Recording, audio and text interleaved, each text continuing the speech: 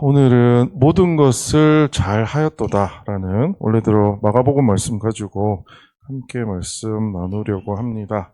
마가복음 7장 31절 37절까지 우리 한 목소리로 함께 읽겠습니다. 함께 읽으시죠. 시작. 예수께서 다시 두로 지방에서 나와 시돈을 지나고 데가볼리 지방을 통과하여 갈릴리 호수에 이르시매 사람들이 귀먹고 말 더듬는 자를 데리고 예수께 나와 안수하여 주시기를 간구하거늘 예수께서 그 사람을 따로 데리고 무리를 떠나사 손가락을 그의 양귀에 놓고 침을 뱉어 그로 하여서 손을 내시며 하늘을 우러러 탄식하시며 그에게 이르시되 에바다 하시니 이는 열리라는 뜻이라. 그의 귀가 열리고 혀가 맺힌 것이 곧 풀려 말이 분명하여졌더라. 예수께서 그들에게 경고하사 아무에게도 이르지 말라 하시되 경고하실수록 그들이 더욱 널리 전파하니 사람들이 심히 놀라 이르되 그가 모든 것을 잘하였도다. 못 듣는 사람도 듣게 하고 말 못하는 사람도 말하게 한다 하니라. 아멘. 여러분 2024년 새해 시작 어떠셨어요? 지난 한 주. 그리고 목표로 하셨던 거 뭐 있으세요? 네. 저는 새해 한 주 저의 첫 목표가 10kg 감량이었습니다. 그래서 지난주에 열심히 운동을 시작을 했고 실제 이틀을 지켜서 죽을 똥 살똥 그 러닝머신 위에서 힘차게 달렸습니다. 뭐 저의 그냥 세속적인 목적이라면 그런 거고요. 하나님을 믿는 우리에게 있어서 24년도는 어떻게 살아야 할까 곰곰이 생각을 해봤어요. 그래서 첫 번째는 뭐냐? 하나님에 대해서 알아야겠죠. 뭐 알아야지 우리가 뭐 어떤 그리스도인이 되겠구나라는 생각을 할 테니까 말씀을 읽는 것에 대해서 이런 일을 해야겠다라는 생각을 좀 하게 되었어요. 두 번째는 읽는 걸로 끝나면 되겠습니까? 그래서 읽은 것이 내 삶에 적용이 될 수 있도록 내가 어떤 일을 좀 해야겠다라는 생각들을 좀 하게 됐어요. 하지만 맨 마지막 저는 이 세 가지가 그리스도인에게 항상 필요한 세 가지라고 생각하는데요. 첫 번째는 하나님을 아는 거고, 두 번째는 그 아는 것을 내 삶에 실천하는 거라면, 세 번째가 뭐냐면 나같이 예수 믿는 사람을 나로 인하여 조금 더 많이 늘리는 일을 해야겠다라는 거였어요. 뭘까요? 전도입니다. 네. 여러분 전도 잘 하고 계세요? 24년도에 뭐 딴 거는 뭐 여러분 다 잘 하실 거고 저도 뭐 그냥 교회 다니는 사람이고 또 더군다나 저는 목사인데 성경은 뭐 주구장창 많이 읽을 거고요. 제가 하기 싫어도 사람들이 야 목사가 그래도 돼? 뭐 이런 얘기 때문에 제 삶이 약간 뭐 그런 쪽에 맞춰지는 것은 자연스럽게 되는 것 같아요. 그런데 전도는 이건 좀 다른 문제인 것 같습니다. 24년도 우리는 어떻게 전도를 해야 될까요? 전도를 해서 이 자리에 채우자 뭐 이런 의미라기보다는요. 실제 전도라고 하는 것들이 어떤 것이며 그 전도를 위해서 예수님께서는 어떻게 하셨는지를 우리는 오늘 말씀을 통하여 한번 살펴보고 싶습니다. 여러분 전도 어떻게 하고 계세요? 어떻게 하고 계세요? 제가 인터넷 좀 찾아봤어요. 인터넷에 전도라고 하는 사람들, 전도를 하시는 분들이 어떤 분들이 계시냐? 첫 번째, 이분입니다. 어디죠, 여기가? 네, 지하철 안에서 앞에 서서 이렇게 전하시는 분, 저분이 누구냐면 목사님이세요. 네. 그리고 이분은 지금 한 30년째 지하철에서 말씀을 전하는 일을 하고 계시대요. 저도 아침에 출근할 때 6시 5분에서 10분 차쯤을 이렇게 아침 지하철을 타게 됩니다. 그럼 타면 항상 똑같이 어떤 여자분이 왔다 갔다 하세요. 근데 저는 항상 이어폰을 끼고 있어서 이분이 그냥 왔다 갔다 하시는 분인 줄 알았는데 하루는 이어폰을 빼고 있어서 이분이 뭐라고 얘기한다는 거를 처음 알았어요. 이분이 뭐라고 중얼중얼 하세요. 그래서 이 연세 드신 여자분이 뭔 얘기를 하시지? 봤더니 성경 말씀과 복음을 막 말씀을 하시면서 지하철을 이 끝에서부터 저 끝까지 왔다 갔다 하시는 거예요. 그분이 나중에 내리는 데가 어딘지 봤더니 을지로 오시더라고요. 그래서 6시에 그 시간에 을지로로 출근하시는 분은 뭐 하시는 분들이냐면 건물 청소하시는 분들이 많습니다. 모르겠습니다, 정확히는. 하지만 그 건물 청소하시는 분은 하루 종일 서서 일하시는 분인데 그분이 아침에 나와가지고 사람들한테 예수 믿으시라고 자기의 복음의 말씀을 전하시는 모습을 보면서 한편으로는 저에게는 또 다른 감동이었고요. 또 다른 한편으로는 그 지하철을 기다리고 있는 많은 사람들이 그분을 쳐다보면서 표정이 어땠을 것 같으세요? 굉장히 반갑고 굉장히 훌륭한 일을 하신다라는 표정으로 쳐다봤을까요? 아니면 요즘도 저런 사람이 있나? 이런 표정으로 쳐다볼까요? 대부분이 다 후자였습니다. 전도하기 쉽지 않습니다. 이분도 30년 동안 지하철에서 전도를 하셨다라고 얘기를 하시지만 점점 녹록지 않게 된다라는 얘기를 합니다. 자, 여러분 이렇게 전도하시는 분 계세요? 네, 아마 초대교회는 안 계실 거예요. 자, 그 다음 좀 이런 전도하시는 분들 보신 적 있으세요? 매주마다 그 서울역에서 이제 어떤 때는 수서역 타고 어떤 때는 서울역 가는데 서울역에 가면 항상 있어요. 저희 아들도 서울역에서 기차 탈 때마다 물어봅니다. 아빠, 여기 자꾸 시끄럽게 나오는 소리는 뭐야? 들어보면 둘 중에 하나입니다. 정치 데모를 하거나 정치적인 어떤 구호를 외치거나 아니면 그 말씀을 전하시는 분들인 경우가 많습니다. 주로 이제 저분들의 캐치프레이즈가 예수천당 보신지요. 이거 이제 들고 다니시는 거죠. 여러분 보신 적 있으시죠? 이분들을 보시면서 어떤 생각을 하셨어요? 야, 복음을 전하느라 수고하신다. 이렇게 생각들이 되시던가요? 모르겠습니다. 저도 뭐 한편으로는 그런 생각이 들고 또 저분들을 통해서 나중에 뒤에서 다르게 들어보니까 굉장히 또 많은 분들이 우리가 생각지도 못했던 많은 분들이 회심의 기도를 하고 하시는 분들이 많이 있어서 하나님 앞에서는 분명히 또 다른 하나의 전도의 방법이다라는 생각을 하게 되었습니다. 요즘에 청년들은 어떻게 전도할까요? 저는 이런 노방전도, 이런 전도, 그 다음 지하철 전도, 이런 전도만 보다가 청년의 새로운 전도 방식을 보고 깜짝 놀랐습니다. 여러분, 버스킹이라고 들어보셨어요? 버스킹이 뭔가요? 길거리에서 노래하는 겁니다. 공연하는 거예요. 근데 안산역인가요? 어디지? 네, 철산 로데오 거리에 가면 매주 토요일 7시 반이 되면 이 여자애와 이 여자분과 이 여자 청년과 세션들 몇 명이 나와서 그 찬양을 하면서 예배를 드린대요. 여기 보면 버스킹 예배를 드리고 있는 예수 믿는 청년입니다. 라고 자기 소개하는 거 보이시죠? 실제 서울 시내에서는 코로나 전까지는 굉장히 많았었다가 코로나 때 확 줄었다가 최근 들어서 조금씩 다시 생기고 있는 것 같아요. 예. 그 작년에 좀 안타까운 일이 있었던 저기 어디죠? 이태원 쪽 가도 이태원에 딱 그 시간이 되면 굉장히 유명한 분인데 길에서 찬양하면서 예배드리는 분도 있고요. 예. 홍대 신촌 할 것 없이 이렇게 길에서 청년들 사이에 예배드리면서 저곳에서 함께 찬양하고 함께 예배드리는 분들이 있습니다. 저렇게 찬양하는 분을 우연히 한번 만나서 물어본 적이 있어요. 이렇게 예배를 한다고 해서 사람들이 지나가는 사람들이 예수를 믿을까요? 라는 질문에 그분의 얘기는 그거예요. 그분들이 예수를 믿으면 정말 좋은 건데요. 지금 이 땅에는 예수를 처음 믿는 사람보다는 예수를 믿었다가 떠나간 사람이 너무 많다라는 거예요. 근데 자기들이 저기에서 저렇게 찬양을 하고 있다 보면 한 분씩 두 분씩 와서 그런 얘기를 하신대요. 내가 옛날에는 신앙이 좋아서 교회를 잘 다녔는데 요즘은 교회를 안 다녔어요. 그런데 자매님의 찬양을 들어보니 내가 다시 하나님을 만나야 될 때가 왔다라는 생각이 드네요. 라는 얘기를 하며 자기들의 어떤 이런 전도의 방식이 어떤 의미가 있는지에 대한 얘기를 해주는 것을 들은 적이 있습니다. 여러분, 앞에 이런 세 가지 방식의 전도하시는 분 계세요? 네, 쉽지 않으실 겁니다. 그렇죠? 그래서 우리에게 제일 많은 전도는 뭐냐? 여러분, 관계 전도라고 들어보셨죠? 어디서 전도를 해요? 내가 사는 곳에서 혹은 내가 일하는 곳에서 내가 만나는 사람들과 대화를 나누며 전도할 일들이 하는 일들을 대부분 그냥 나의 전도 방법이다라고 생각들을 하실 겁니다. 왜요? 매일 만나는 사람 중에 분명히 예수 안 믿는 사람 많이 있거든요. 그러니까 그들을 통해서 전도하면 좋겠다라고 생각을 하실 거예요. 그런데 여러분, 전도가 쉽던가요? 작년에 혹시 단 한 명에게라도 그들에게 복음을 전해 보신 적이 있으세요? 어떠세요? 사실 나도 직장 생활하기 힘듭니다. 그렇지 않던가요? 네. 여러분 부끄러워하실 이유 전혀 없습니다. 저를 볼까요? 저는 나름 목사입니다. 그렇죠? 그런데 저도 회사를 다니거든요. 그러면 회사의 사람들을 만나서 저는 작년에 복음을 몇 명한테나 전해봤을까요? 제가 기억나는 건 딱 2명입니다. 딱 2명. 그리고 그를 그래서 뭐 교회로 인도를 했느냐? 아니요, 못했습니다. 신문을 보니 이렇게 나옵니다. 기독교 네티즌들 86.3%가 전도가 어떻다고요? 어렵다라고 얘기합니다. 그럼 이제 우리는 전도 안 하고 살아도 될까요? 전도 안 하고 살아도 될까요? 아니요. 하나님이 사도행전을 통해서 믿는 우리에게 주신 명령입니다.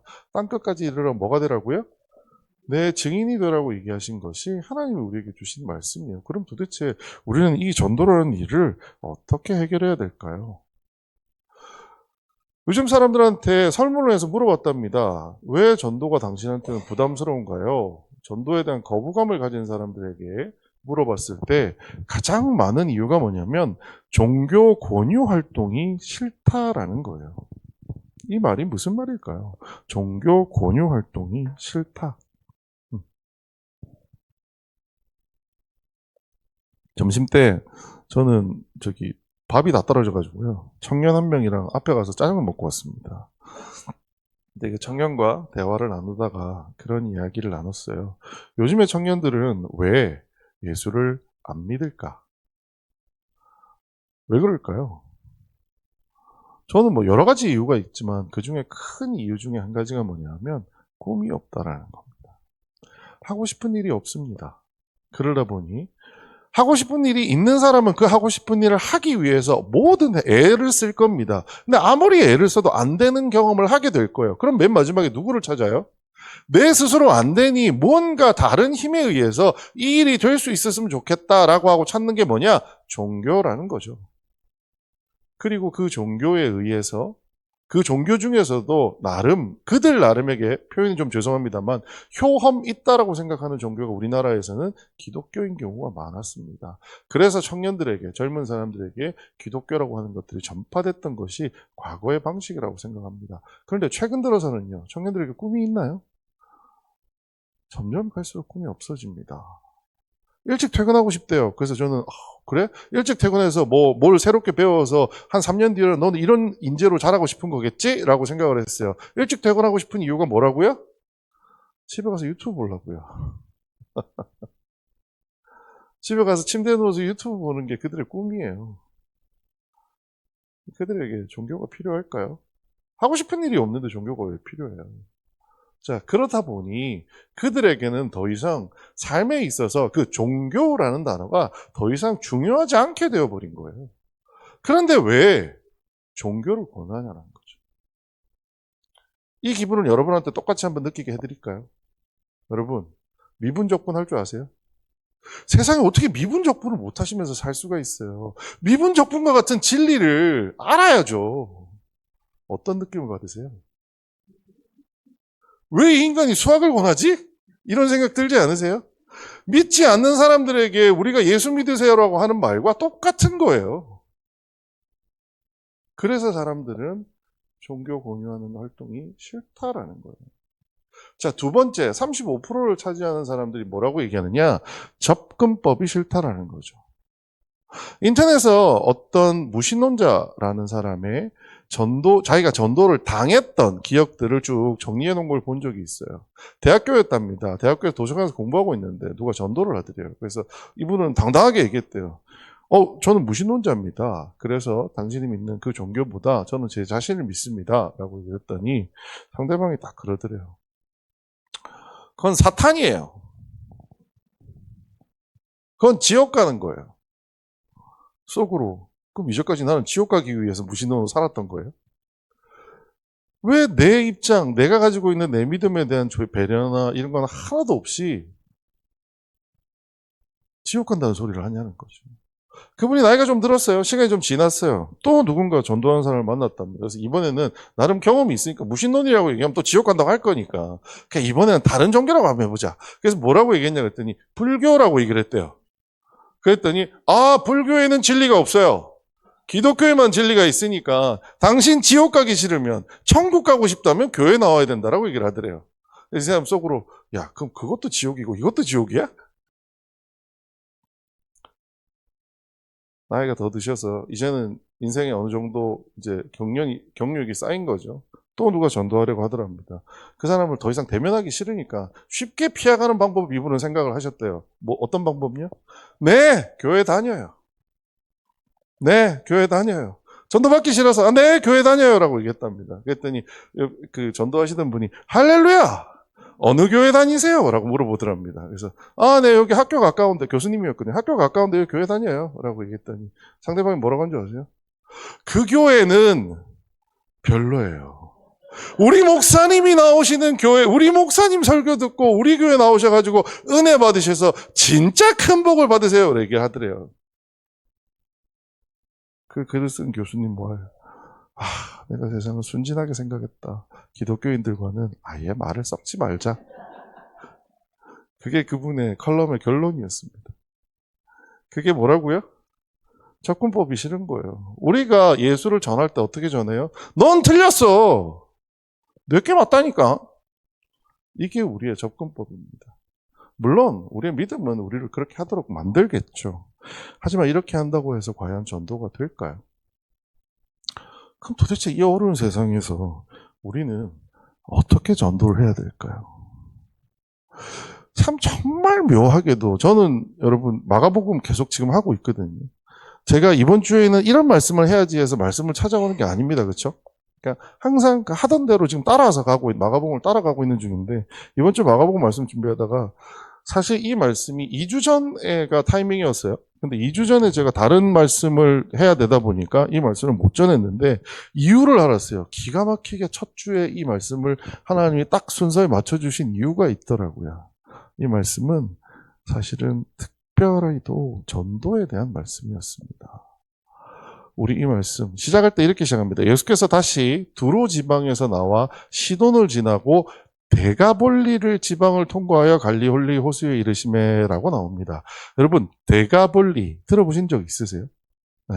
데가볼리라는 말이 사실 마가복음 내에서 여기서 처음 등장합니다만 예전에 한번 나온 적은 있습니다. 여러분 데가볼리가 그냥 지명, 그냥 그 무의미하게 들어있는 지명이 아닙니다. 실제 이게 라틴어로 데카가 뭐냐면 10이라는 뜻입니다. 10개 할 때 그게 데카, 10입니다. 그 다음에 볼리가 폴리스, 도시라는 뜻입니다. 그래서 10개의 도시라는 뜻으로 데가볼리 지방이라는 이야기를 합니다.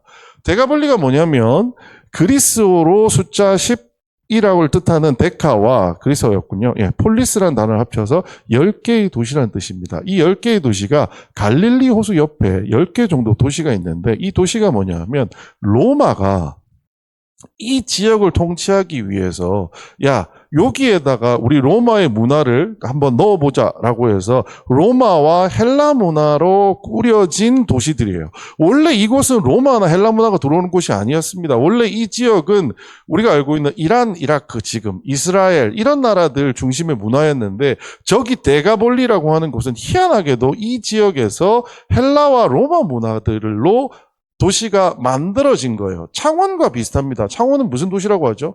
계획 도시라고 하잖아요. 그것처럼 로마의 군사들이 와서 강제로 뭔가를 만든 도시예요. 그러니까 철저하게 이방의 문화들로 새롭게 만들어진 서울로 따지면 분당 같은 계획 도시들입니다.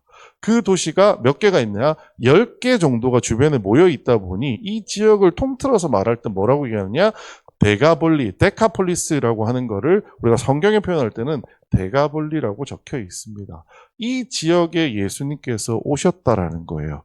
여러분 혹시 말씀 제가 나누다가 이 말씀에 대해서 한번 드렸던 적이 있는데 기억나시는지 모르겠어요. 사실 이번에 데가볼리에 예수님께서 오신 것이 예수님의 두 번째 방문입니다. 여러분 첫 번째 방문이 언제였는지 기억하세요? 예수님께서 마가복음에서 우리가 했었습니다. 한 몇 주 전쯤 됐을 텐데 데가볼리의 첫 방문이 어디에 등장하냐면 마가복음 5장에 등장합니다. 그 마가복음 5장에 등장하는 구절 우리 같이 한번 읽어보겠습니다. 시작.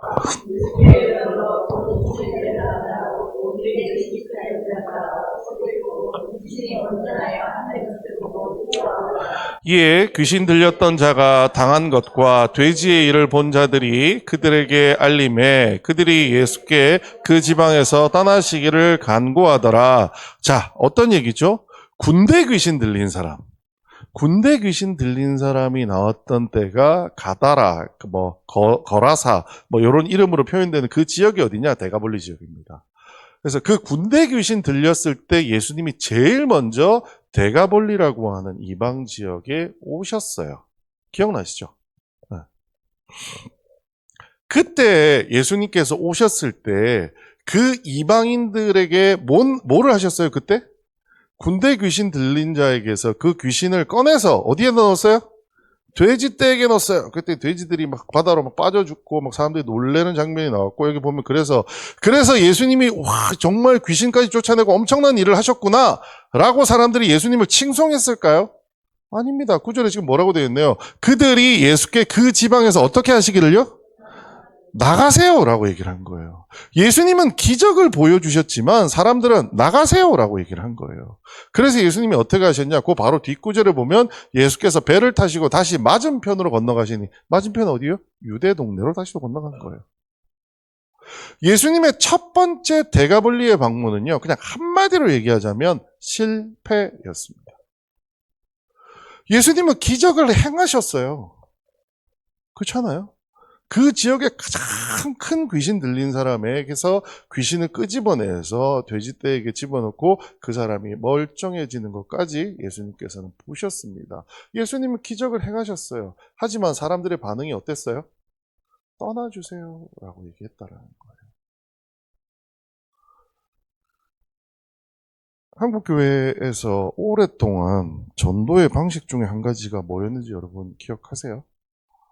우리 동네에 전도할 때 시작할 때 어떻게 해요? 부흥 강사분을 모십니다. 저희 아버지가 부흥 강사셨어요. 부흥 강사분이 딱 오세요. 그래서 집회를 합니다. 그럼 그 동네에 제일 골치 아팠던 뭐 병자였건 문제를 가지고 있는 사람이 그 부흥의 한동에 어떤 일이 벌어져요? 낫거나 그 문제가 다 해결되는 일이 벌어져요. 그럼 주변 사람들 보고 어떻게 해요? 진짜 살아있는 것은 하나님이구나 라고 생각하면서 교회 안 나오던 사람들이 막 교회를 나오기 시작합니다. 그렇지 않나요? 과거에 우리가 생각했던 전도의 방식은 그런 방식이었어요. 자, 예수님이 이제까지 해온 방식도 비슷했어요. 사람들이 구름대같이 모여들어요. 왜요? 예수님 말씀이 뛰어나서요? 아니요. 예수님이 내 문제를 해결해 주니까요. 그런데요, 이방 지역인 데가볼리에 갔을 때는 상황이 좀 달랐습니다. 뭔가 기적을 행하게 되면 그들도 예수님을 믿고 하나님을 믿는 백성으로 돌아올 거라고 생각했는데 그들은 오히려 예수님께 뭐라고 해요? 떠나세요라고 얘기했다는 거예요. 그래서 예수님은 이곳에서 첫 번째 실패를 맞이하게 됩니다. 그리고 나서 이번에 우리가 오늘 다시 읽었던 7장에 예수님께서 두 번째로 데가볼리를 방문하시게 됩니다. 자, 그런데 결론부터 우리 한번 보자고요. 예수님께서 데가볼리를 두 번째 딱 방문하셔서 어떤 일을 딱 하시고 났더니 사람들이 뭐라고 얘기하는지 우리 한번 읽어보겠습니다. 시작. 사람들이 심히 놀라 이르되 그가 모든 것을 잘하였도다. 못 듣는 사람도 듣게 하고 말 못하는 사람도 말하게 한다 하니라. 아멘. 자, 그가 어떻게 했다고요? 모든 것을 잘하였도다. 자, 저는 이 말씀이 뒤에 있는 말, 듣는 사람도 듣게 하고 말 못하는 사람도 말하게 한다. 둘 중에 하나만 한 게 아니라 둘 다 잘해서 모든 것을 잘했다. 이렇게 표현한 줄 알았어요. 그런데 그가 모든 것을 잘하였도다라고 하는 저 표현은 일종의 우리로 말하면 수거입니다. 수거. 그러니까 일반적으로 쓰는 그 말이라는 거예요. 사실 이 말이 가장 성경에 비슷한 의미로 들어있는 구절이 어디냐 하면 창세기 1장 31절입니다. 창세기 1장 31절이 뭐냐? 하나님이 지으신 그 모든 것을 보시니 심히 좋았더라. 이 구절과 이 이방인, 헬라와 로마 문화에 쩌들어 있는 그 이방인들이 그가 모든 것을 잘하였도다라는 이 두 가지 의미가 일맥상통한다라는 거죠. 그냥 그저 듣는 사람도 못 듣는 사람도 듣게 하고 말 못하는 사람도 말하게 한다는 의미가 아니에요. 무슨 얘기냐? 야, 이 사람은 진짜 우리를 만족시키고 우리를 기쁘게 하는 존재구나. 온전히 예수님을 받아들이는 그 표현을 그가 모든 것을 잘하였도다라고 표현한다라는 거죠. 그래서 실제 마태복음, 동일한 그것을 기록하고 있는 마태복음을 보면 이렇게 되어 있습니다. 말 못하는 사람이 말하고 장애인이 온전하게 되고 다리 저는 사람이 걸으며 맹인이 보는 것을 무리가 보고 놀랍게 여겨 이스라엘 누구에게 영광을 돌려요?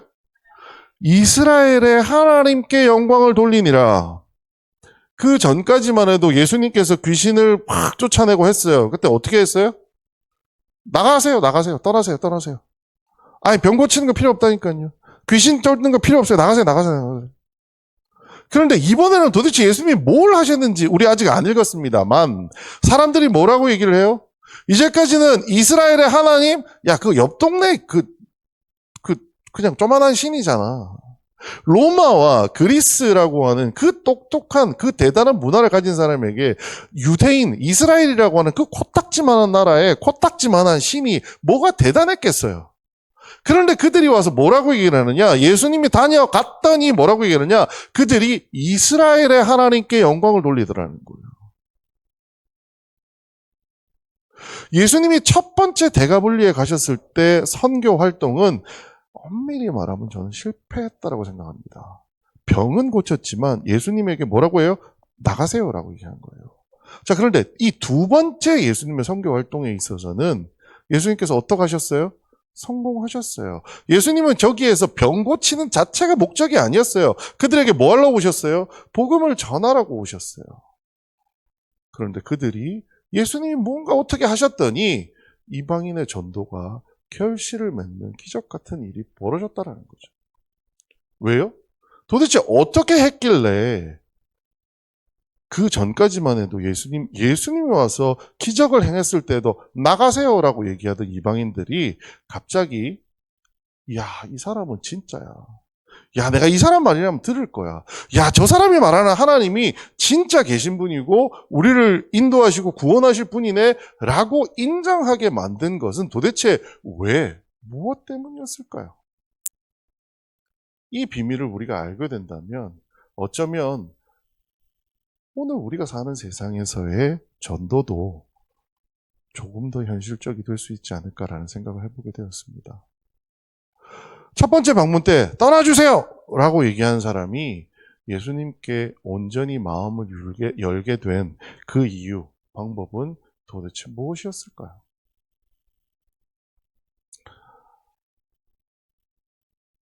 참 마가가 글을 잘 썼다고 봐야 될지 아니면 하나님의 말씀이다 보니까 기가 막히게 이게 이렇게 된 건지 잘 모르겠습니다만 우리 여러분 한번 보시죠.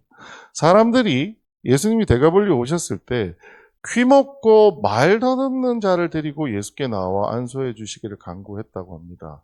여러분, 귀 먹고 말 더듬는 자를 가만히 한번 생각해 보시죠.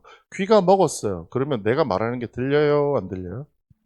안 들려요. 그런데 이 사람이 말을 못하는 게 아니에요. 헬라어 표현을 보면 말을 안 한다, 못한다가 아니에요. 하기는 하는데 상대방이 알아들을 수가 없는 거예요. 근데 이게 누구일까요? 전 참 신기하다고 생각했는데 이게 누구냐면요. 이방인들이에요. 유대인에게 있어서 이방인들, 내가 복음을 전해요. 그들이 귀에 들려요? 여러분 나가서 전도한다고 하나님은 이런 분이고요. 예수님은 이런 분이에요. 라고 얘기할 때 그들이 귀를 막아요? 귀를 열어요? 귀를 막지 않나요? 귀를 막고 안 들으려고 하잖아요. 그리고 그들이 나한테 뭐라고 막 얘기합니다. 그 얘기가 여러분 귀에는 들리세요? 여러분 귀에도 뭔가 안 들리죠? 소통이 안 됩니다. 희한하게 이 모습을 보면서 저는 무슨 생각을 했냐면, 물론 당연히 이 한 병자일 거라고 생각은 됩니다만, 마가가 이거를 쓴 것, 그리고 예수님께서 이 말씀에 이 기적을 행하신 것의 중요한 뒤의 의미 중에 하나가, 이게 이방인 전체를 뜻하는 말일 수도 있겠다라는 생각을 해봤어요. 귀 먹고 말 더듬는 자. 우리가 나가서 전도해야 될 대상이 누구냐? 귀 먹고 말 더듬는 자들이에요. 우리가 뭐라고 얘기해도 아무리 진리를 얘기해도 그들의 귀가 열려 있어요? 아니요. 닫혀 있어요. 그런데 우리는 거기다 대고 어떻게 해요? 예수 믿으라고! 과음을 칩니다. 그렇지 않나요?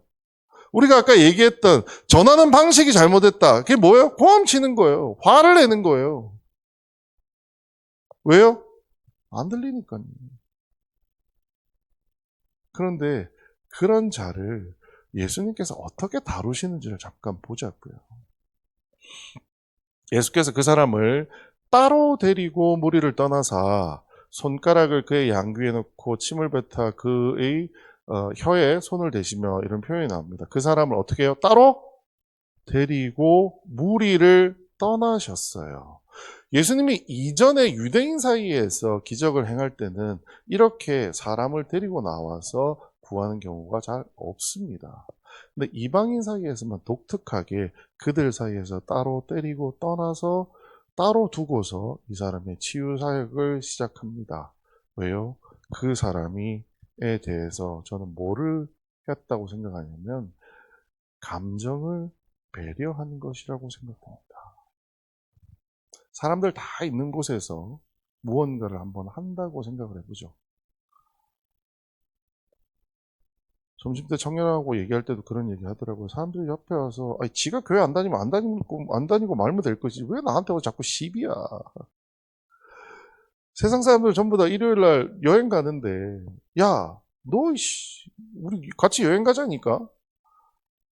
근데 우리 교회 다니는 청년은 아니 난 주일날은 교회 가야 돼서 못 가. 친구들이 옆에서 막 그렇게 욕을 하는데 뭘 대단한 거라고. 너 교회 가고 뭐 그래. 그들이 그렇게 할 수 있었던 이유가 뭘까요? 교회 다니는 청년은 혼자이고요. 그들은 다수거든. 다수들 사이에 껴있으면 뭐가 생겨요? 군중 심리가 생깁니다. 그래서 내가 그의 말을 듣고 싶어도 이 군중 속에서 내가 그걸 듣는다라는 표현을 못해요. 그래서 저는 예수님께서 그 친구의 감정을 돌보는 차원에서 따로 사람을 꺼내왔다라는 생각이 듭니다. 여러분 복음 전할 때 어떻게 하세요?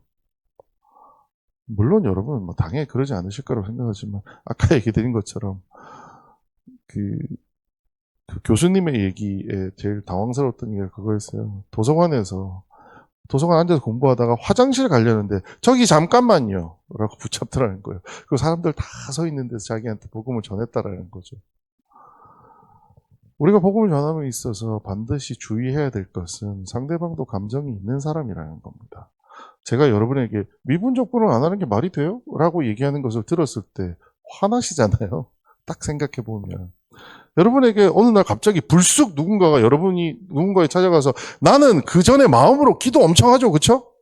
누군가 한 사람한테 복음 전하려면 기도 엄청 하고 갑니다. 근데 나는 내 마음에 준비가 다 되어 있고 하나님 나에게 막 불을 내려주셔가지고 이제 막 가서 전하기만 하면 그 사람 될 것 같아요. 그래서 막 가서 아무 자리에서 막 확 얘기합니다. 될까요? 안 됩니다. 상대방의 입장과 상대방의 감정을 배려해야죠.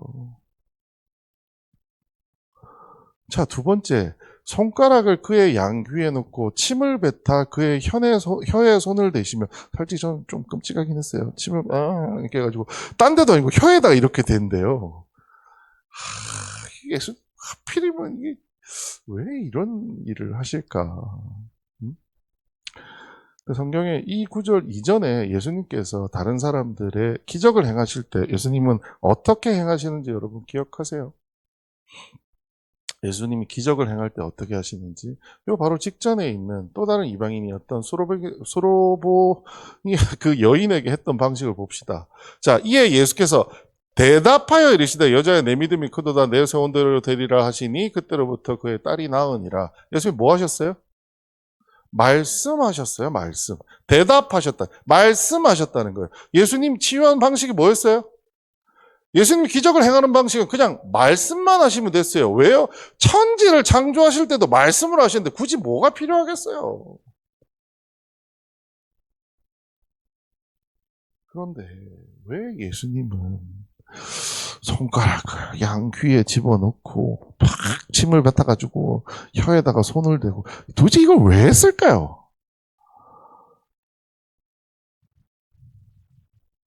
역사적으로 공부를 많이 하신 분들의 표현을 대면 이런 거를 찾아볼 수 있었습니다. 헬라와 로마의 치유 문화에 있어서 헬라와 로마에 있어서는 이 침, 사람의 침이라는 것이 뭔가를 치료할 수 있는 기능이 있다라고 믿었다라는 거예요. 우리도 어렸을 때 한번 생각해보죠. 저기 모기 물려요. 뭐 발라요? 그쵸?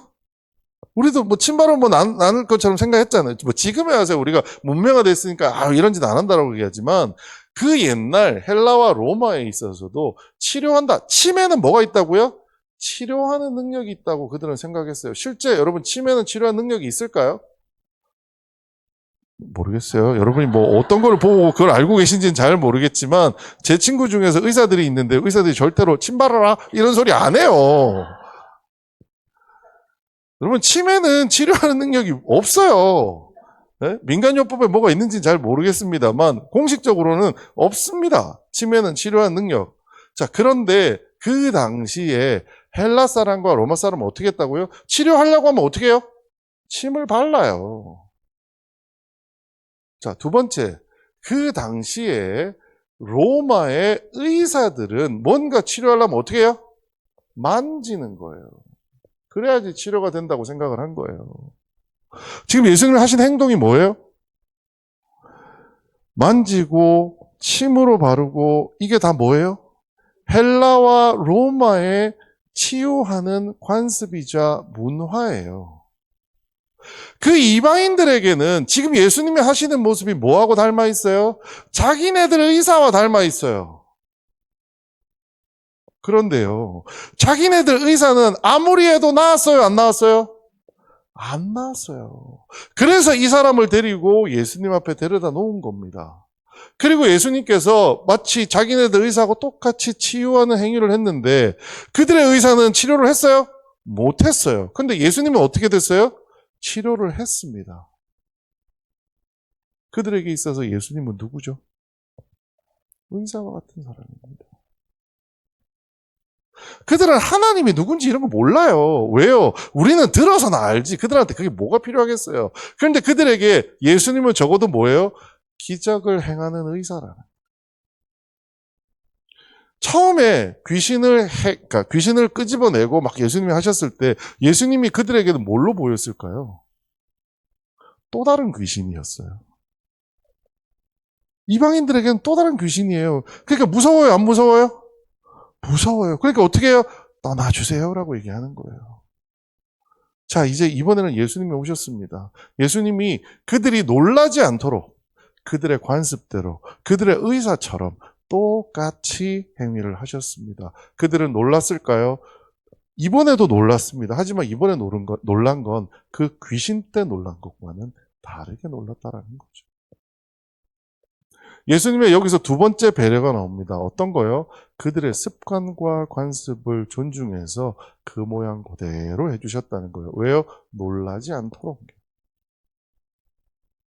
세 번째, 하늘을 우러러 탄식하시며 그에게 이르시되 에바다 하시니 이는 열리라는 뜻이라. 물론 당대에는 아람어가 공통어였다는 얘기가 합니다만 유대인들 사이에서는 히브리어를 쓴 사람도 있었다라고 얘기를 해요. 근데 지금 말하는 저 에바다라는 단어는 아람어라고 합니다. 근데 아람어가 그 당시 아까 지도로 보셨던 대가볼리 지역에서는 여러분 우리나라의 제2외국어가 있나요? 대한민국의 제2외국어 뭘까요? 대한민국의 공식 언어는 뭐죠? 국어예요. 한글. 대한민국의 제2외국어는 뭘까요? 제가 보고서 되게 웃은 적이 있는데 필리핀 교과서에 가면 필리핀 교과서의 세계 지리에 보면 한국 편이 나온답니다. 그 한국 편에 한국의 제2외국어를 뭐라고 할까요? 영어라고 한답니다. 여러분 영어 잘하세요? 잘 하셔야 된대요. 대한민국 가면 외국 사람들이 배우기를 대한민국 가면 영어를 제2외국어처럼 아주 유창하게 합니다라고 되어 있대요. 네. 자, 이 지역, 대가볼리라는 지역은 첫 번째 라틴어, 로마 말과 헬라 말이 제일 그들의 본토 말입니다. 그런데 그들에게 두 번째 제2외국어처럼 통용됐던 그 지역의 말이 뭐냐? 아람어입니다. 그래서 그 아람어로 얘기를 했을 때에는 그들도 알아들었다라는 거죠. 예수님께서 히브리어를 쓰지 않고 아람어로서 그들에게 치유하는 말씀을 하셨던 이유가 뭐라고요? 저는 그게 세 번째 배려라고 생각합니다. 뭐요? 그들의 언어를 쓰셨다는 거죠. 그들이 알아들을 수 있도록 얘기하셨다는 거죠. 예전에 교회에서 전도지 만들면 여러분 사형리 아세요? 사형리 전도지 만들어서 사람들 돌아다니면서 전도하라고 합니다. 안 믿는 사람이 그거 보면 알아들을까요? 무슨 말인지. 제가 신학교 가서 제일 먼저 고민했던 게 뭔지 아세요, 여러분? 여러분, 구원이 뭔가요? 구원. 우리 쉽게 그냥 교회에서 쓰잖아요. 우리 예수 믿고 구원 받으세요라고 쓰잖아요. 근데 여러분, 구원이 뭔지 설명하라고 하면 설명하실 수 있으시겠어요? 사실 우리는 그냥 교회 안에서 사용되는 일반적인 단어에 너무 많이 노출되어 있다 보니 그 뜻도 모른 채 아마 그게 그거지 뭐 라고 하면서 쓰는 말들이 얼마나 많은지 모릅니다. 그런데 그걸 들고 사람들한테 가서 전도를 해요. 그 말을 들으면 그들은 알아들을까요? 제가 이 얘기할 때 제일 많이 쓰는 표현 중에 하나가 제 회사 때 예전에 한번 말씀드린 적 있을 거예요. 회사 들어갔는데 회사에서 모든 보고서에 영어로 O, C, B 이렇게 적혀 있는 거예요. 그래서 OCB가 뭐지? 제가 그래도 SK그룹에서 오래 일을 했는데 내가 이 약어를 모를 리가 없는데 OCB가 뭐지? 그래서 아무도 묻지 않아요. 아무도 이상하게 생각하지 않아서 아무 말 하지 말고 일단은 기다려보자. 내가 아는 단어일 거야 라고 생각했는데 한 일주일 내 하여튼 뭐 회의든 보고서를 가도 그 단어가 없는 보고서가 없어요. 이게 도대체 뭐지? 그래서 나중에 정 궁금해가지고 옆자리에 앉아있는 친구한테 물어봤어요. 야 이게 50이가 뭐야? 그랬더니 저를 보면서 막 웃으면서 야 여러분 OK 캐시백이라고 아세요? 옛날에 OK 캐시백 아세요? 네. 저희 회사의 대표 상품이 OK 캐시백이었어요. 근데 그 OK 캐시백을 앞 글자만 따면 어떻게 돼요? OCB예요. 제가 너무 헛웃음이 나가지고 야 그냥 OK 캐시백이라고 하면 되지 왜 그걸 50이라고 해? 그랬더니 야 그렇게 쓰면 보고서에 쓰면 길게 써야 되잖아. OK 캐시백 한글로 써도 길고 그걸 영어로 쓰면 더 길고 그래서 그냥 50이라고 줄여서 쓰는 거야. 저기 웃기시죠? 그런데 교회 사람들이 밖에 나가서 전도할 때 보면요 그거보다 더 웃기지 않은 게 수두룩합니다. 예수 믿고 복 받으세요. 뭐요? 복이 뭔데요? 여러분 아세요? 복이 뭔데요? 복 받으라고요? 무슨 복이 뭔데 물어보면 여러분 뭐라고 대답하실 거예요? 더 재밌는 얘기 드릴까요? 여러분 예수를 믿는다는 건 뭔가요? 믿는다는 거. 누가 전도하는데 안 믿는 교회를 다지 않는 사람이 얘기하더래요. 예수를 믿고 복 받으세요라고 얘기했더니 저는 예수 믿어요. 그럼 전도 안 해도 되나요? 예수를 믿는다는 것은 무슨 의미일까요? 복 받는다는 것은 무슨 얘기일까요? 인도에 선교 갔던 선교사 친구가 한번 얘기를 합니다. 3년 동안 그 교회 안에서 젊은 청년 하나를 잘 훈련시켰대요. 그래서 얘는 신학을 보내서 목사를 시켜서 이 교회의 목사로 만들어야겠다라고 생각을 했대요. 3년 선교를 하고 안식년을 하려고 이제 집에 가려고 하는데 그 청년이 자기 집으로 목사님을 초대를 했대요. 목사님 우리 집에 오셔서 마지막 이제 가시기 전에 식사 한번 하시고 가세요 하고 집에 갔는데 집에 갔더니 십자가, 불상, 그 인도에 왜 온갖 잡신들이 있잖아요. 그 잡신의 신상이 쫙 깔려 있더래요. 그리고 제일 가운데 십자가가 딱 있더래요.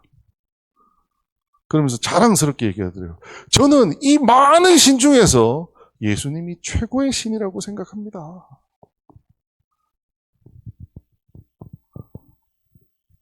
그래서 1년 더 있었대요. 못 나오고. 왜요? 자기는 아무렇지 않게 믿으면 된다라고 가르쳤는데 그 친구는 믿었어요? 안 믿었어요? 믿었어요. 자기 표현으로는. 근데 누구도 믿었어요? 부처님도 믿었어요. 누구도 믿었어요? 소도 믿었어요. 누구도 믿었어요? 시바의 그 왕이라는 무슨 신도 믿었어요. 바알도 믿었어요. 아세라도 믿었어요. 내가 안 믿어. 다 믿는다니까? 그게 믿는 건가요? 우리는 예수 믿고 복 받으세요라는 말조차 설명할 수 없는 사람들입니다. 그런데 굉장히 교만하게 우리는 그 말을 다 알고 있다고 생각하고 나가서 아무렇지 않게 그 말을 전하는 거죠. 그리고 상대방이 내 말을 듣지 않는다고 뭐라고 해요? 저 바보 멍텅구리. 우리의 전도는 그런 방식이 아니었었나요? 그런데 예수님은 어떻게 전도하셨다고요? 감정을 케어하셨고요. 그들의 관습과 문화를 케어하셨고요. 마지막 그들의 언어까지도 예수님께서는 살피시는 모습을 보여주셨습니다. 하지만 더 중요한 건 이거죠. 하늘을 우러러 탄식하시며 그에게 이르시되 에바다 하시니 이는 열리라는 뜻이라. 그의 귀가 열리고 혀가 맺힌 것이 곧 풀려 말이 분명하여졌더라. 예수께서 그들에게 경고하사 아무에게 이르지 말라 하시되 경고하실수록 그들이 더욱 널리 전파하니. 자, 아무리 그들의 문화와 관습과 언어와 그들의 감정을 배려로 존중하셨다라고 얘기를 하시지만 본질은 바뀌나요, 안 바뀌나요? 안 바뀌어요. 왜요? 하늘을 우러러 탄식하시며 이 모든 기적과 역사는 누구를 통해서 일어난다고요? 하나님을 통해서 일어나는 거예요. 사람의 힘이나 우연에 의한 것이 아니고 침의 힘이나 터치에 의한 것이 아니라 온전히 누구를 통해서요? 하나님을 통해서 일어난다는 거예요. 그리고 이런 일을 행하는 이유가 뭐라고요? 내가 예수님이 드러나서 이 땅에서 훌륭한 정치가가 되는 것이 목적이 아니라는 거예요. 그래서 뭐라고 얘기를 해요? 아무한테도 말하지 마. 예수님 전도의 본질은 변하지 않는다라는 거예요.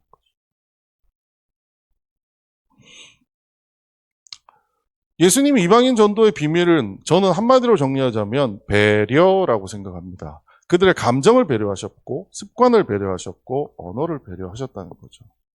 이렇게 말씀을 끝나면 참 좋겠습니다. 여러분 2024년이요. 여러분 아까 전도하실 때 여러분 주변에 있는 사람들의 감정을 배려하시고요. 습관을 배려하시고요. 언어를 배려하세요.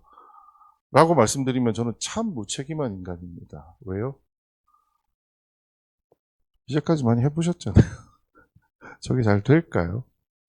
감정이, 습관이, 언어가 여러분 잘 알 수 있으시던가요? 만약에 잘 알았다면 이미 전도가 잘 됐어야죠. 도대체 어떻게 하면 예수님처럼 우리가 뭔가 전도했을 때 그가 모든 것을 잘하였도다라고 표현한 것처럼 우리도 그렇게 인정받는 전도를 할 수 있게 될까요? 우리는 도대체 어떻게 배려라고 하는 것을 할 수 있을까요? 저게 감정이든 습관이든 언어든 상관없습니다. 도대체 배려를 하려면 어떻게 해야 될까요? 저는 고민했습니다. 이 말씀의 결론이 그냥 멋지게 감정을 배려해야 됩니다. 관습을 배려해야 됩니다. 언어를 배려해야 됩니다. 뭐 설교의 3대지 딱 맞잖아요. 그래서 기가 막히게 이렇게 끝낼까? 뭐 이런 생각을 했어요. 근데 양심상 도저히 안 돼요. 왜요? 저도 안 되거든요. 배려가. 그럼 도대체 예수님은 어떻게 하셨다라는 거죠? 배려하려고 애써서 나가서 전도를 하겠지만 실제 많은 전도받는 사람들이 뭐라고 해요? 이게 올해 자료예요. 23년도 82.7%가 전도하는 사람의 말을 신뢰하지 않는답니다. 전도에 대해서 한국 교회가 소통을 잘하고 있느냐? 87%의 사람들이 부정적이라고 얘기한다는 거죠. 우리는 배려를 못하는 사람들입니다. 그러면 배려를 도대체 어떻게 잘할 수 있을까요? 예수님은 기적적으로 기도하다가 뿅 하고 뭔가 됐을까요? 사실 이 말씀 안에 비밀이 담겨 있다고 생각합니다. 우리는 아무렇지 않게 맨 첫 구절을 쉽게 그냥 읽었습니다. 예수께서 다시 두로 지방에서 나와 시돈을 지나고 데가볼리 지방을 통과하여 갈릴리 호수에 이르심에 사실은 많은 성경신학자들이 이 구절은 잘못되었다라고 이야기합니다.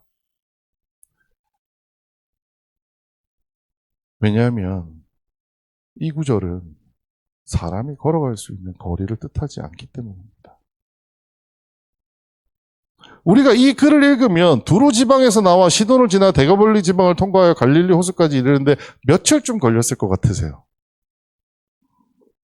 일주일? 3일?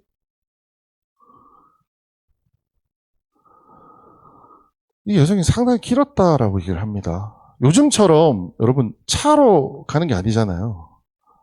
이 거리가 얼마쯤 되실 것 같으세요? 지금 여기 보시면 여기가 이제 여기가 두로고요. 여기가 시돈이고요. 그 다음에 여기 데가볼리 지역을 지나서 다시 갈릴리로 들어가는 겁니다. 길이 없기 때문에 직선 거리라는 개념이 없어요. 이리 갔다 저리 갔다 계곡이 있으면 일로 갔다 절로 갔다가 없는 거죠. 몇 킬로라고 되어 있어요? 500km입니다. 500km. 500km가 넘는 거리를 다니는데요. 우리 잘 생각해 보죠. 두로와 시돈과 데가볼리라는 곳은 유대인들의 땅일까요? 이방인의 땅일까요? 이방인의 땅입니다. 저기를 과연 며칠쯤 있었을까요? 대한민국처럼 평지밖에 없는 조선에서, 그러니까 우리로 말하면 진주에서 한양까지 과거 시험 보러 갈 때 며칠 걸린다고 얘기했어요? 한 달 걸린다고 했어요. 몇 킬로예요? 300km입니다. 자, 그런데 이곳에서 500km가 넘는 곳에서 예수님께서 오며 가며 쉬는 것에 대해서 기간이 얼마나 걸렸을까라고 하는 부분에 대해서 어떤 신학자는 8개월 이상 걸렸을 수도 있다라고 표현합니다. 예수님이 어디에 머무셨어요? 유대인들은 절대로 가기도 싫어했던 어디요? 이방인의 땅에서 최소 3개월에서 최대 1년 가까운 시간을 머무신 거예요. 대가불리에서 최소 3개월 이상의 시간을 머물렀다는 겁니다. 이 말씀을 제가 왜 드릴까요?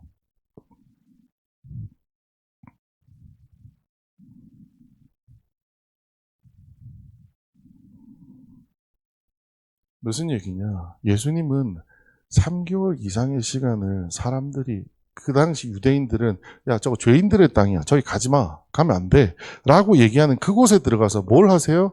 그들의 문화를 경험하신 거예요. 이 시간이 없었다면 예수님은 침과 터치가 그들에게 어떤 의미인지 알았을까요? 모르셨을 겁니다. 대가볼리에서 예수님께서 3개월에서 1년의 그 시간은 이방 문화를 경험하는 시간이었습니다. 일반적인 유대인들은 뭐라고 얘기를 해요? 가라고 해요? 가지 말라고 해요? 가지 말라고 합니다. 왜요? 더러운 곳이니까요. 왜요? 죄가 많은 곳이니까요. 그런데 예수님은 그들의 더럽고 죄 많음을 즐기러 가신 게 아니에요. 뭐하러 가셨어요? 전도하러 가셨어요. 전도하기 위해서 첫 번째 전도에서 갔을 때 원래 예수님의 방식으로 했을 때 사람들이 들었어요? 아니요, 떠나주세요 라고 얘기했어요. 그래서 두 번째 예수님의 전도 여행은 달랐습니다. 예수님은 뭔가 요구하거나 뭔가 대단한 것을 한 게 아니라 그들의 문화를 경험하며 체험하며 그들은 어떤 생각을 가지고 있는지를 고민하기 시작했다라는 거죠. 예수님이 이방인을 배려할 수 있었던, 조금 전에 우리가 읽었던 그 짧은 구절 안에 그 많은 배려가 들어있었던 이유가 뭐냐? 예수님께서는 대가볼리에 체류하셨던 거예요. 체류하는 뭐예요? 이방인들과 동고동락 해본 거예요. 그래서 그들이 무슨 생각을 가지고 있는지 알 수 있었다라는 겁니다. 오늘 우리를 한번 생각해 보죠. 뒤에서도 말씀드리겠지만 우리의 교회는 두 가지 분류로 얘기합니다. 첫 번째, 모이는 교회가 있습니다. 두 번째, 흩어지는 교회가 있습니다. 여러분, 초대교회는 어떤 교회에 더 익숙한 교회인가요? 초대교회의 근본적인 사명은 뭐라고 생각하시나요? 여러분, 하루에 몇 번 오세요? 교회? 네? 3번 오시지 않으세요?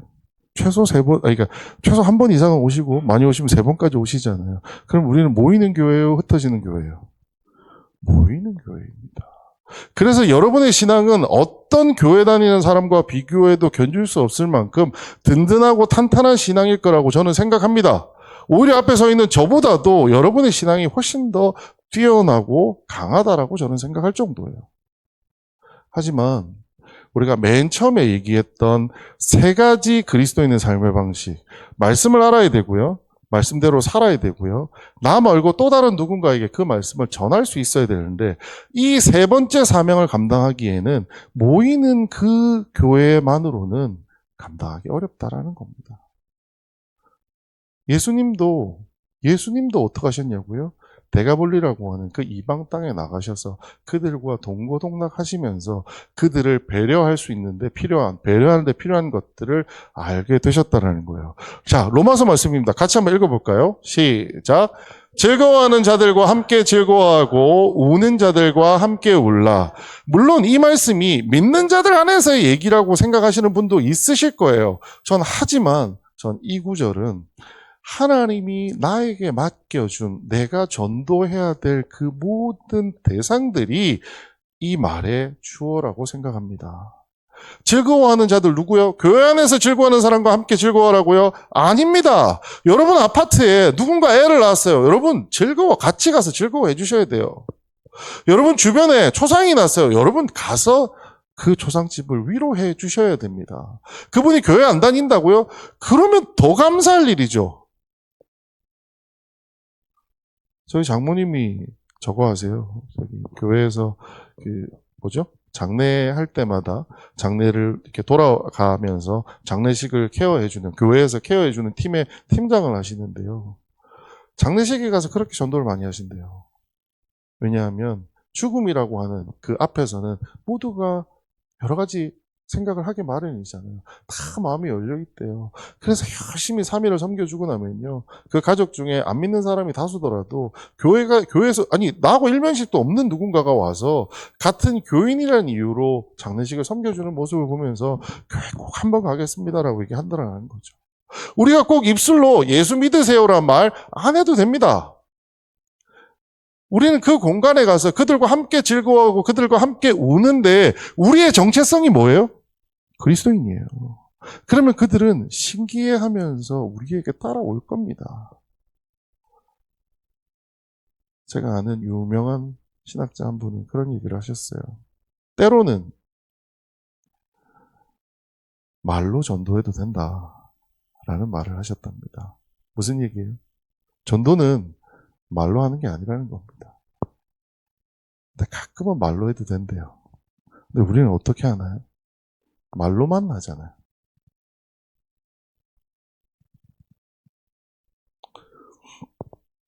찾다가 이런 데를 찾았습니다. 교인 3,000세대가 2자녀 이상이래요. 세상에 애를 안 낳는답니다. 그렇죠? 작년에 제가 들은 게 0.7명? 네. 가구당 출산율 0.7명이래요. 여러분, 가난은 나라가 구해요, 못 구해요? 나라님도 가난을 못 구한다 그러잖아요. 근데 우리 한번 생각해 보죠. 70년대 대한민국의 가난을 구한 게 누구예요? 그럼 교회 아니었나요? 어떤 역사학자가 그런 얘기 하시더라고요. 교회 안 다니신 분이에요. 뭐라고 얘기하느냐. 대한민국은 6.25 이후에 다 망해가는 데였는데 누가 그 가난을 케어했느냐. 교회가. 뭐로? 성미로.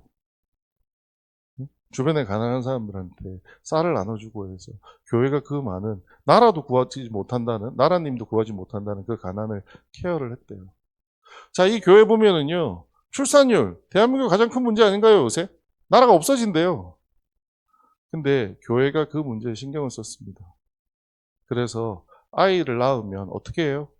엄마들이 혼자 육아하기 쉽지 않아요. 요즘 여러분 독박 육아? 이게 페미니즘이다 어쩌다라고 표현을 하시는 분들이 있기는 하던데 저는 그것보다는 여러분 진짜 어렵지 않나요? 옛날에 우리 아기를 낳으셨던 여기 계신 분들 다 한번 생각해 보세요. 처음 아기 낳고 힘들던가요? 쉽던가요?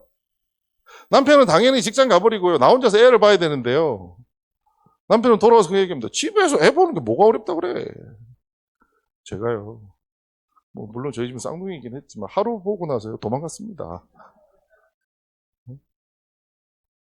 근데 교회가 그러한 이방 땅과 같은 아이를 키우는 문화 속으로 들어갔더니요. 무슨 일이 벌어지냐면 교인 3,000세대가 다 2자녀 이상이 되는 기적과 같은 일이 벌어지더랍니다. 물론 이거는 전도에 대한 얘기는 아닐 수도 있습니다만 더 이상 우리는 모이는 교회만으로는 한계가 있다는 겁니다. 우리는 어떻게 해야 될까요? 이제는 흩어지는 교회가 되어야 합니다. 여러분의 삶의 자리에서 그곳에서 내가 복음을 전하고 그리스도인으로 사는 방법을 고민해야 할 때입니다.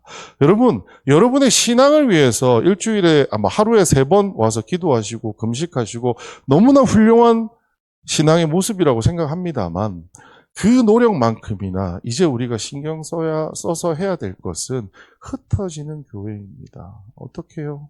세상으로 나가야 됩니다. 누가 그랬습니까요? 예수님도 그렇게 하셨어요. 예수님도 대가불리는 야, 저 이방 땅이고 더러운 곳이니까 가지 마라고 하신 게 아니라 일부러 더 가셨어요.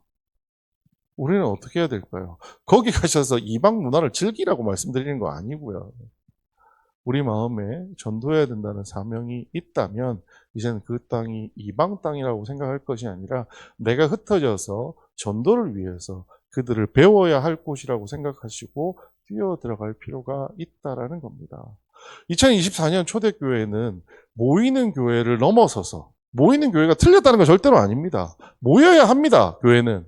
하지만 이제는 흩어지는 교회로서의 역할을 통해서 더 많은 사람들에게 복음을 전할 수 있는 초대교회가 될 수 있기를 주님의 이름으로 부탁드리겠습니다.